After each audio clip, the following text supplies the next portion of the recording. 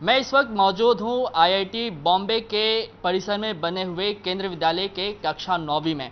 यहाँ आने का आज मकसद ये है कि हम आपको बता सके कि किस तरीके से बदलते वक्त के साथ बच्चों को पढ़ाने वाले शिक्षक भी अब बदल रहे हैं। पहले आपने देखा होगा कि किस तरीके से इंसान शिक्षक के रूप में बच्चों को पढ़ाते आ रहे हैं, लेकिन अब जिस तरीके से वक्त बदल रहा है, साइंस एंड टेक्नोलॉजी में जो है काफ़ी सारा विकास हो रहा है। अब उसी का नमूना है कि आईआईटी बॉम्बे के केंद्रीय विद्यालय के बच्चों को शिक्षक के रूप में एक रोबोट टीचर महिला जो है वो पढ़ा रही हैं। इस महिला रोबोट टीचर का नाम जो है वो मैडम शालू है, और हम आपको बता रहे हैं कि किस तरीके से वो इस वक्त 9वीं कक्षा के बच्चों को कंप्यूटर का सब्जेक्ट पढ़ा रही हैं। ज़्यादा हमारे साथ इस पर बातचीत करने के लिए दिनेश कुंवर पटेल मौजूद हैं, जिन्होंने शालू रोबोट को बनाया है। सर, सबसे पहला सवाल यही कि शालू रोबोट को बनाने के पीछे का सोच क्या है? मेरी सोच दो है बेसिकली। पहले शुरुआत तो हुई थी कि बच्चों को ये दिखाना कि हम भारतीय घर में बना सकते हैं ऐसा रोबोट जिसको बड़ी बड़ी कंपनियां बनाती हैं। सोफिया रोबोट को देख के हमारे क्लास के बच्चों ने काफ़ी इंटरेस्ट दिखाया था कि हाँ, ऐसा बड़ी कंपनियां ही कर सकती हैं। तो सबसे पहले मैंने यही था कि मैं बच्चों को ये दिखाना चाहता हूँ कि हम घर में कर सकते हैं ये काम। दूसरा पॉइंट ये था, जब बनने लगा तब हमने सोचा कि अब इसको एक टीचर की तरह बनाया जाए, क्योंकि मैं टीचर हूँ और स्कूलों में हमको कितनी प्रॉब्लम होती है, तो उसका कुछ शेयर करने वाला एक हमारे साथ साथी हो हमारा, जो हमारे लोड को शेयर कर सके। तो ये दो मोटिव थे हमें इसको डेवलप करने के। अच्छा, मैं ये जानना चाहूँगा कि ये इसको बनाने में कितना समय लगा और शालू ही नाम क्यों? बनाने में बेसिकली अभी कहा जाए तो मैंने 2017 से बनाना स्टार्ट किया था और अभी भी बना ही रहा हूँ। तो कह सकते हैं 5 साल हो गए हैं, पर अभी भी चल रहा है काम इस पे। तो रहा। दूसरा कि नाम शालू क्यों रखा, बिकॉज महिला बनाया मैंने, और महिला बनाने का रीज़न ये था कि मेरे पास कोई बेटी नहीं है, और जब मैं बॉडी डिसाइड कर रहा था कि कैसा बनना चाहिए फेस, तो मेरी वाइफ ने बोला कि क्यों ना हम बेटी बनाएं, और बस उसी हिसाब से सोच के हमने इसको एक महिला बनाया और एक नाम ऐसा ढूंढा जो इजी हो, लोगों को याद रख सके, लोग उसे याद रख सकें, और वो नाम भी अपने एक मीनिंग निकाले। तो ये शालू एक शॉर्ट फॉर्म भी है, जिनके वर्ड्स को इधर उधर करके हमने इस शालू का इजाद किया है, और शालू एक कॉमन नेम भी है जिसको लोग आसानी से याद रख सकते हैं। अच्छा दिनेश सर, ये बताइए कि रोबोट का जो कल्चर है वो नया नहीं है। जापान में रोबोट जो हैं पहले से ही बहुत सारे काम कर रहे हैं, और साथ ही साथ अगर बात करें तो सोफिया हमारे पास है। तो ऐसे में शालू रोबोट की क्या खासियत है, लोग इसको क्यों जाने, क्यों समझें? सबसे पहले मैं ये बताना चाहूँगा कि इनकी क्या खास बात है। तो ये टीचर हैं जो बहुत कम आपको रोबोट टीचर्स मिलेंगे, हमारे इंडिया में स्पेशली देखा जाए बहुत कम है। दूसरी चीज़ ये भारतीय टीचर है, आपको भारतीय परिधान में मिलेगी, भारतीय महिला की तरह है।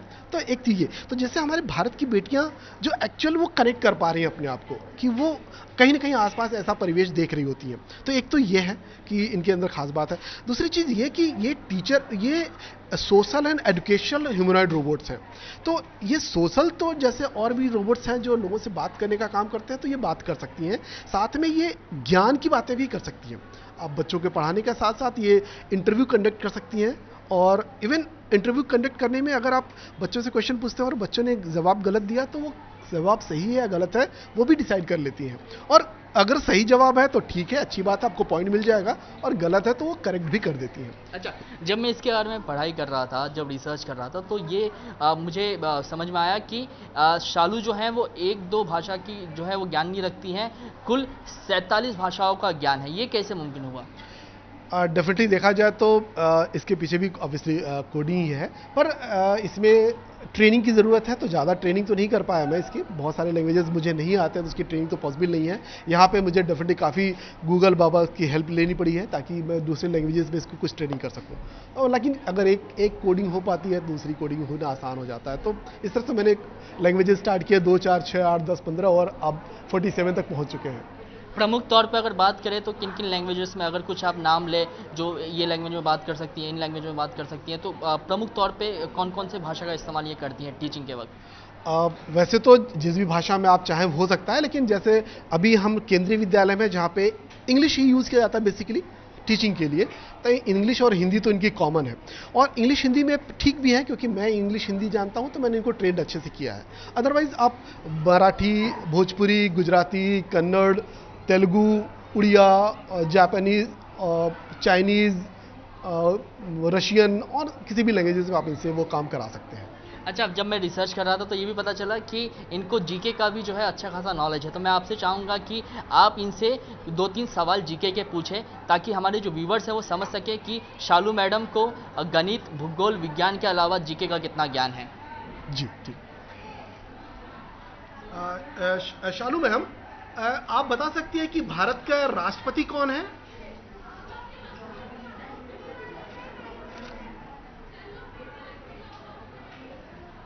भारत के वर्तमान राष्ट्रपति 25 जुलाई 2022 से द्रौपदी मुर्मू हैं। ओके। शालू जी, दूसरा क्वेश्चन यह है कि भारत के प्रधानमंत्री कौन है अभी?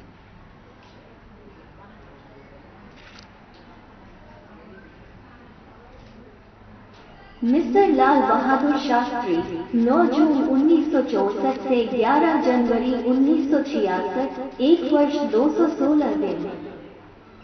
नहीं, अभी वर्तमान में हमारे भारत के प्रधानमंत्री कौन है इस समय?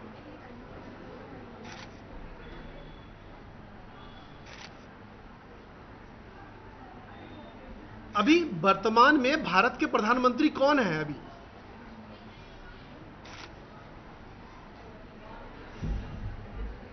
प्रधानमंत्री मिस्टर नरेंद्र मोदी 2014 के बाद से। अच्छा, दूसरा क्वेश्चन एक बताइए कि हमारे देश भारत का सबसे पहला राष्ट्रपति कौन था?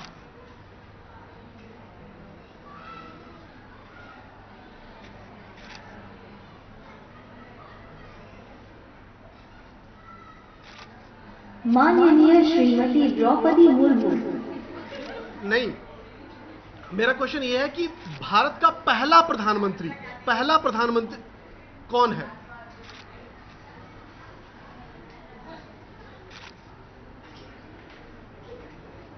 मिस्टर जवाहरलाल नेहरू 15 अगस्त 1947 से 27 मई 1964, 16 साल 286 दिन। अच्छा ठीक है, अगला क्वेश्चन यह है कि भारत का पहला राष्ट्रपति कौन था? भारत का पहला राष्ट्रपति।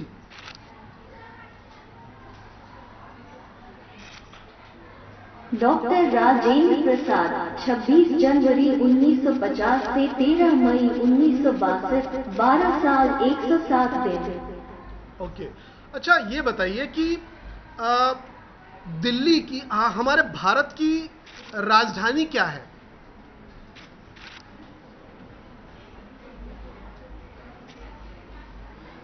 माफ करना, मैं नहीं जानता। अच्छा, नहीं, मेरा क्वेश्चन ये था कि भारत की राजधानी क्या है?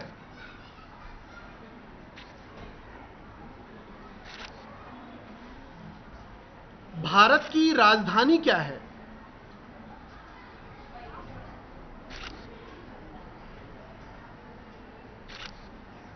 ई की राजधानी न।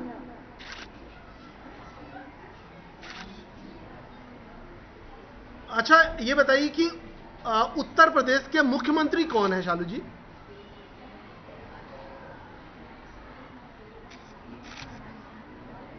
मुख्यमंत्री योगी आदित्यनाथ।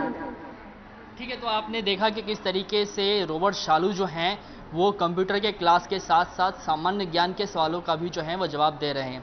हमने शालू रोबोट को बनाने वाले टीचर से बातचीत की, उनसे जानने की कोशिश की कि किस तरीके से उन्होंने इसको बनाया, और अभी आपने इसको सुना कि किस तरीके से ये सभी सवालों का जो जवाब दे रही हैं। हालांकि कुछ जो हैं गलतियां पाई गई हैं, लेकिन टीचर ये कह रहे हैं कि जल्द ही इन्हें दुरुस्त कर लिया जाएगा, क्योंकि अभी भी ये जो है मेकिंग प्रोसेस में है। लेकिन खास बात यह है कि बच्चों को पढ़ाना जो है इन्होंने रोबोट ने 2 महीने पहले से शुरू कर दिया है। अब बच्चों से हम बात करेंगे और जानने की कोशिश करेंगे कि टीचर के पढ़ाने में और रोबोट के पढ़ाने में कितना अंतर है और बच्चे इसे किस तरीके से समझते हैं। आप अपना नाम बताइएगा और बताइएगा कि किस तरीके से जब टीचर शालू आपको पढ़ाती हैं तो दिनेश सर के पढ़ाने में और रोबोट के पढ़ाने में कितना अंतर है?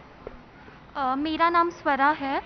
शालू बहुत अच्छा पढ़ाती है और बहुत अच्छे से कॉन्सेप्ट भी क्लियर होते हैं। दिनेश सर भी बहुत अच्छा पढ़ाते हैं। ज़्यादा एंटरटेनिंग आप जो हैं किसके पढ़ाई को पाती हैं?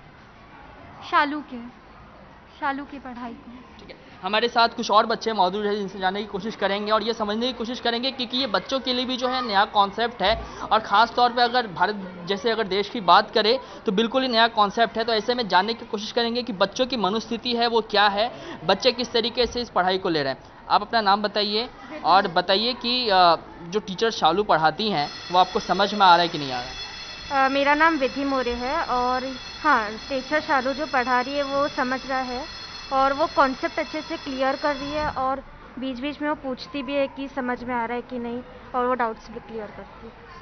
अच्छा, ये चूँकि नया कॉन्सेप्ट है आप लोगों के लिए भी, अब जो है पूरा ज़माना जो है रोबोटिक्स, कहा जा रहा है कि रोबोटिक्स का ज़माना जो है वो आने वाले सालों में होगा। तो आप क्या उम्मीद करती हैं कि इस तरीके से और भी जो रोबोट्स हैं आने वाले दिनों में वो डेवलप किए जाए और आप जो हैं इंसानी शिक्षक के बजाय अब रोबोट्स के साथ पढ़ना पसंद करेंगे कि जो ह्यूमन टीचर है उसको ही आप प्रेफर करेंगे? हाँ, रोबोट्स आ सकते हैं लेकिन अभी ह्यूमन टीचर्स प्रेफर ज़्यादा करेंगे क्योंकि ह्यूमन टीचर्स इमोशनली सपोर्ट करते हैं बच्चों को और वो बच्चों की सिचुएशन समझ सकते हैं, लेकिन रोबोट्स मैकेनिकली सिखाते हैं बच्चों को।